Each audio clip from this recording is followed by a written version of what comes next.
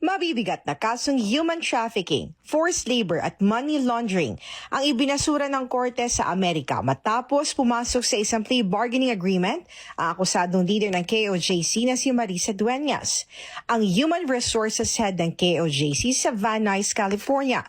Sa isang eksklusibong panayam kay Attorney Elvis Balayan, sa ngalan ng mga abogado ni Dueñas at isa sa mga abogado ni Pastor Apollo Siquibuloy, maituturing na isang legal victory ang nasabing kasunduan.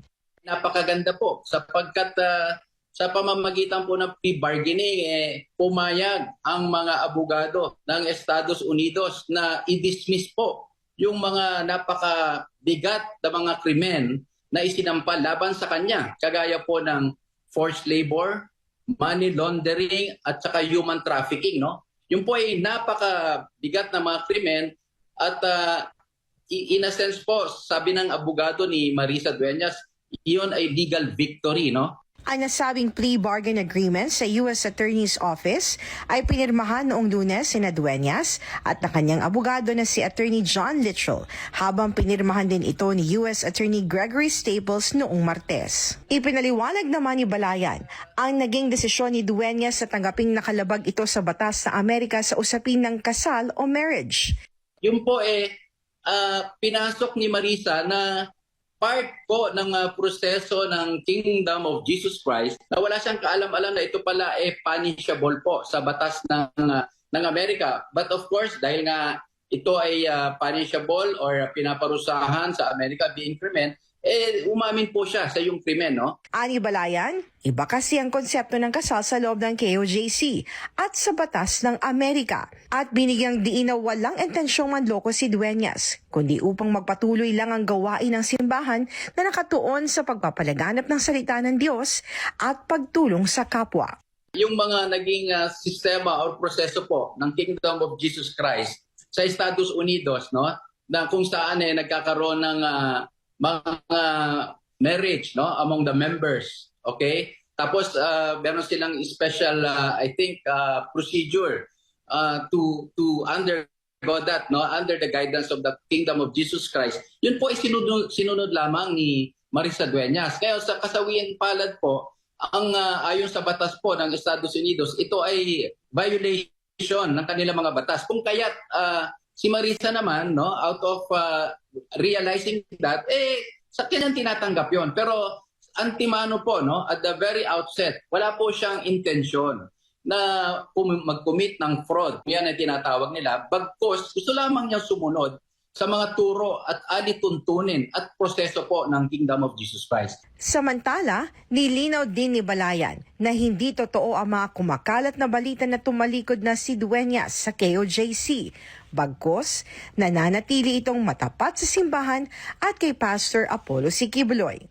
Pinaka-importante na gusto naming bigyang linaw, si Marisa Dueñas po ay hindi tumitiwalag or lumalaban sa sino man sa Kingdom of Jesus Christ sa kanyang pag-enter ng plea bargaining, no?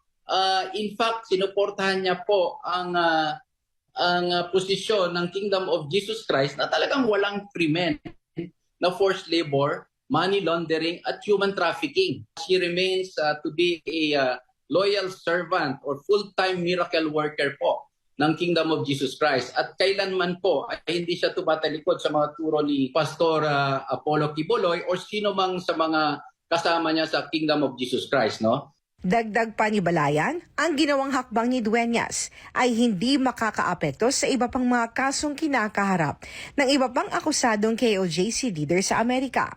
Dapat natin laging sinasabi na yung US government dismiss yung mga napakaseryosong krimen laban sa kanya.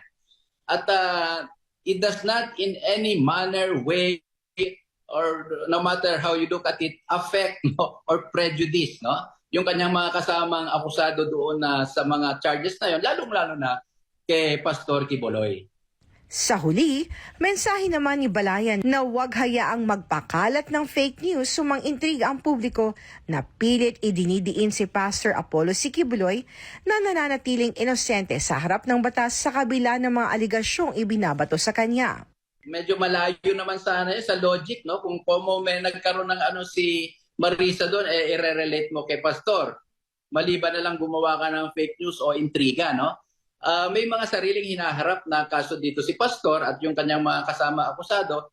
And under our constitution, the presumption of innocence, no, prevails, 'di ba? Until you are proven guilty beyond reasonable doubt.